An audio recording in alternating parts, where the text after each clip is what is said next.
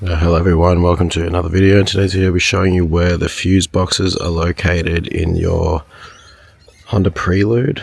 I think it's like a 1999 or something. Anyway, so your first fuse box is in here, just up inside the underneath the corner of your driver's side near your feet at the accelerator. So you just go in here and you just turn this little screw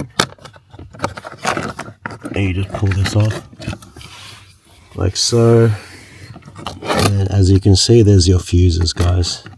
This is your first fuse box, okay?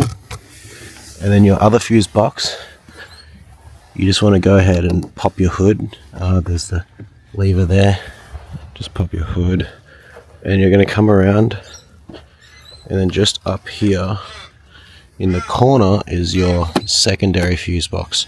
You just pop this switch, just pop this up, and there's all your fuses.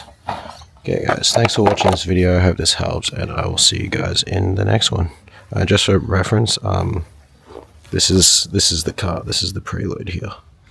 Alright, cheers.